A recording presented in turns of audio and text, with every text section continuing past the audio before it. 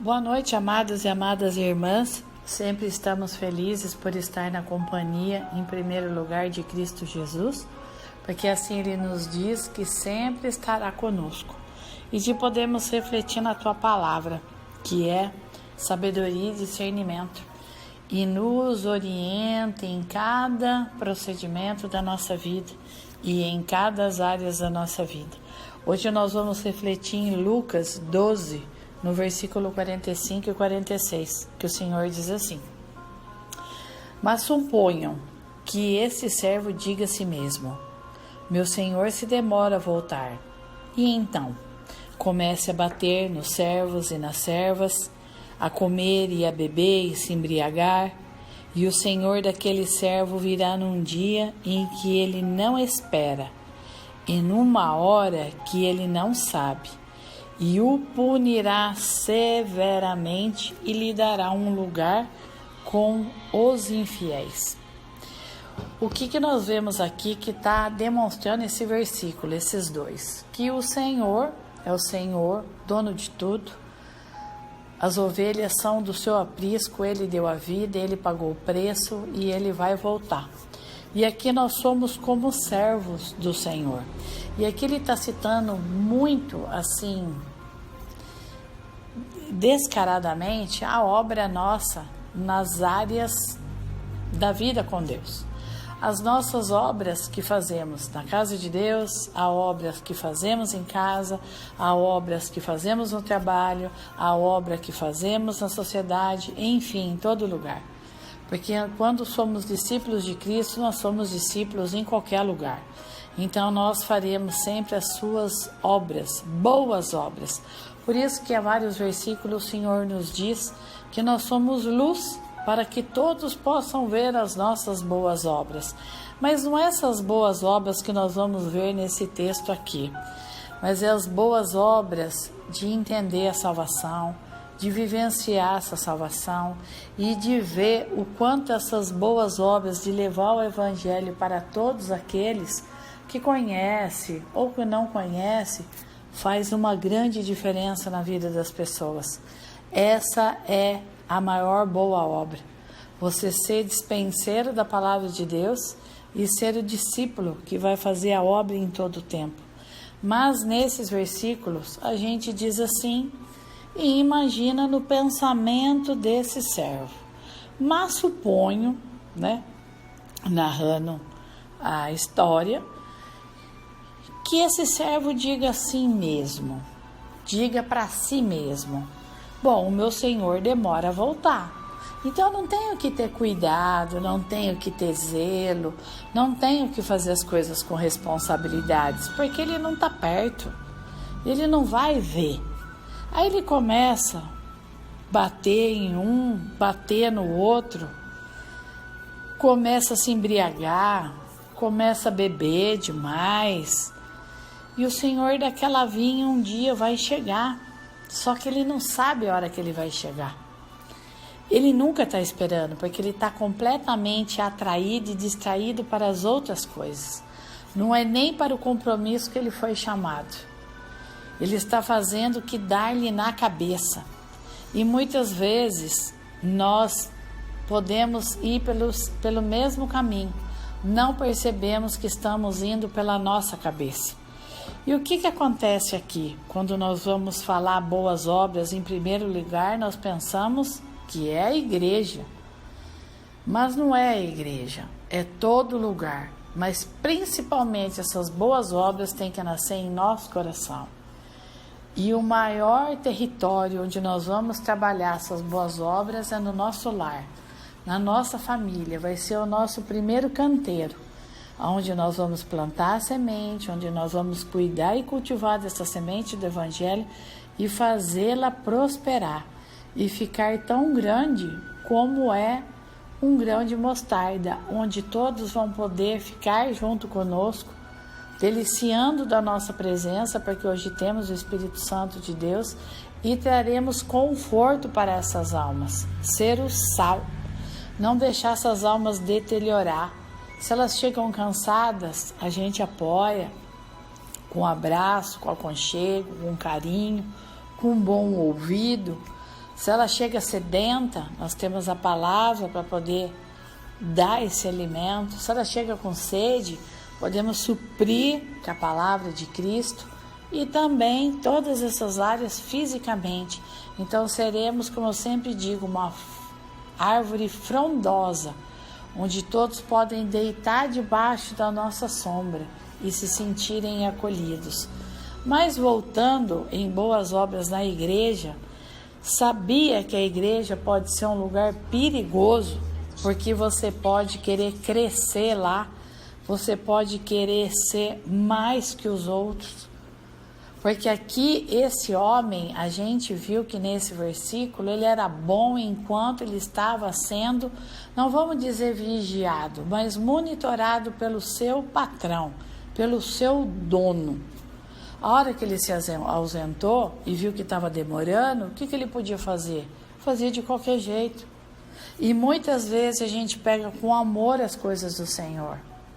E depois, pelas circunstâncias, pelas dificuldades da vida, por todas as necessidades que a vida traz, a gente vai fazendo, mas nós vamos fazendo, soltando o que é importante, que é ter uma consciência de como estamos fazendo, e vai entrando no embalo desse mundo, que tudo é feito por cima, né? Tudo muito superficial. E pode ser perigoso se você for uma igreja ou entrar de qualquer igreja com rancor, amargurado, com o coração cheio de ira, com o coração endurecido, cheio de amargura, cheio de crítica. Porque a gente vê assim, que o mesmo sol que amolece a cera, ele endurece o barro. Então, o mesmo ambiente, aonde é a casa de Deus, aonde ele vai trabalhar, num coração, para ficar aberto para a palavra de Deus, onde a semente vai cair ali, aonde ela vai germinar e cultivar, vai ter um coração que não vai receber essa semente. É como Jesus diz, o sábio que constrói a sua casa na rocha e na areia. É os mesmos ensinos para dois grupos de pessoas, vamos pôr assim, ou duas pessoas. Uma vai ouvir e vai acatar, a outra vai ouvir e vai desprezar. E é aí que a igreja pode ser perigosa, porque a pessoa pode viver de boas obras, mas não de viver a obra que Jesus diz que ele tem que ser sal e luz, mas apenas desempenhar um papel externo, mas não desempenhar o papel interno que Deus fala, né? Que enquanto vivemos aqui, temos que ser sal e luz, porque vamos para a eternidade com aquele que nos deu essa missão. Mas se você for à igreja com o coração aberto a Deus, com desejo de adorar o Senhor, orar, ouvir a palavra e praticar a palavra de Deus, se você for à igreja querendo ser parte do corpo de Cristo e servir o Senhor, então a igreja será um oásis para você. Olha a diferença de dois corações. Um chega na igreja rancoroso, com iras dentro do coração, amargura, crítica e endurecido. Mas ele pode ser maleável. Ele pode ser trabalhado por Deus.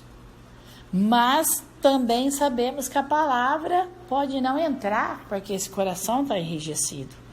Mas quando nós vamos à igreja com o coração aberto, desejoso de adorar a Deus, de falar com Ele, de ouvir a palavra e aplicar na nossa vida, ser parte do corpo de Cristo, essa igreja cresce. Essa igreja multiplica, essa igreja torna um oásis, um lugar feliz, onde Deus vai habitar e feliz para nós também.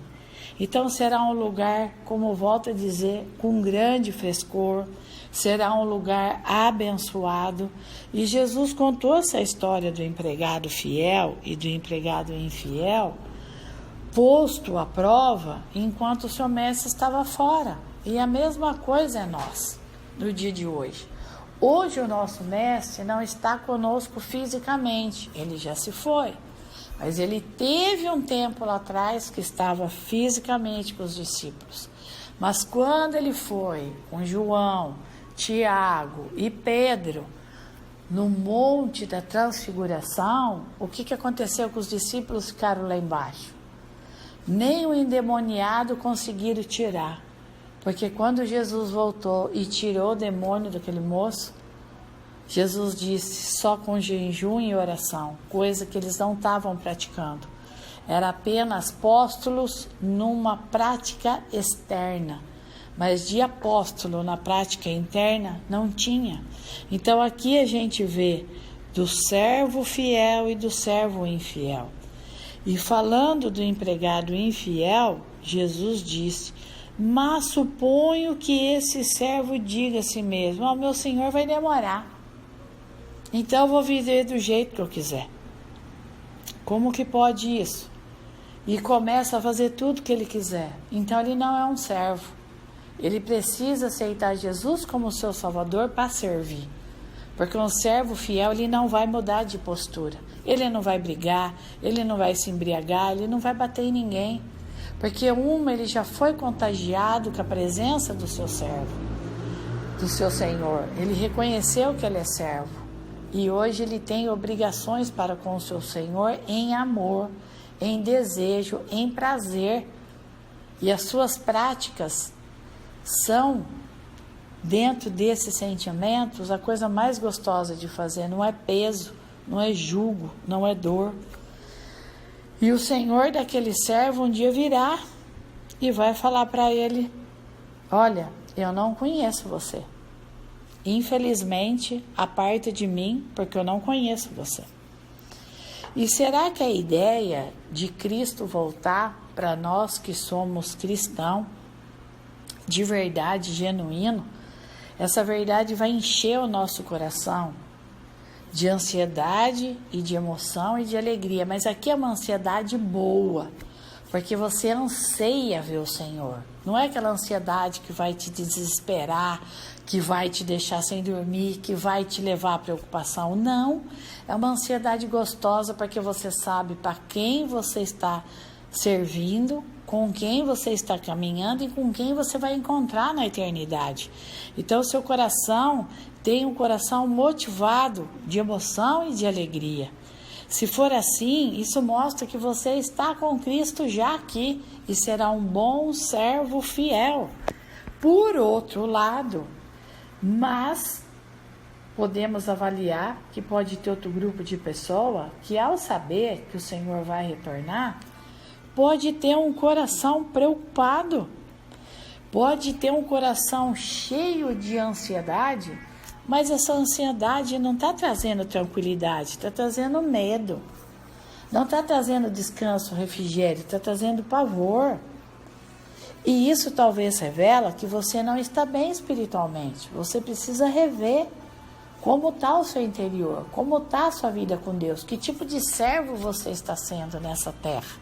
Se você está sendo sal e luz, tal como nas histórias que vemos, é um empregado infiel na história de Jesus. Há muitas pessoas hoje na igreja que parecem estar com Deus, mas estão tão cheias delas que é um lugar muito perigoso a igreja, aonde a gente ouve muito essa palavra assim: dá um poder para a pessoa que você vai ver quem ela é. E na igreja não é diferente disso. Então a nossa reflexão de hoje é: o nosso Senhor não está conosco fisicamente, mas Ele está espiritualmente. Ele nos escuta, Ele nos vê, Ele nos observa e Ele conhece todas as nossas motivações. Como está a sua motivação hoje em servir o Senhor?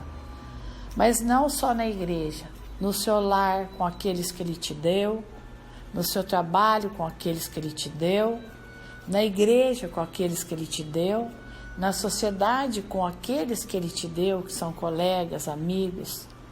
Como está o seu serviço para o Senhor? Está fazendo com alegria?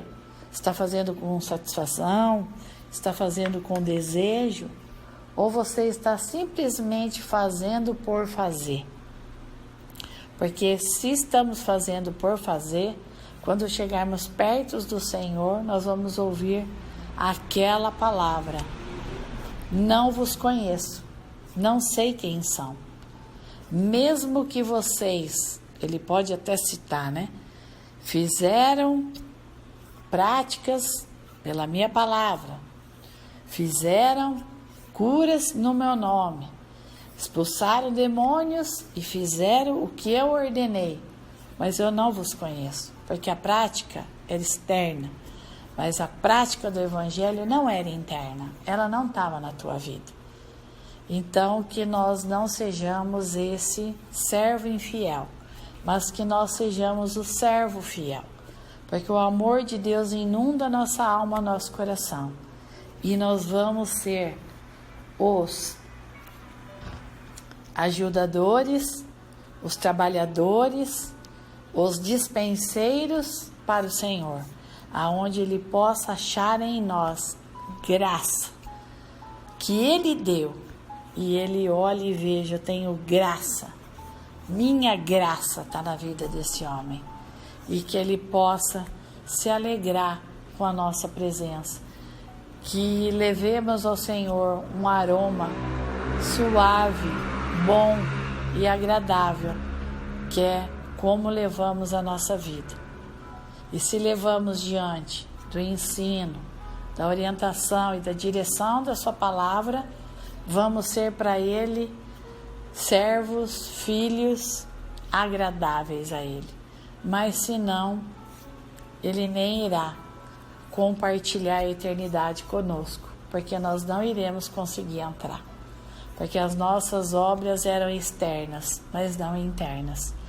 Aqui fica a nossa reflexão. Um grande abraço a todos. Deus abençoe e fiquem na paz do Senhor.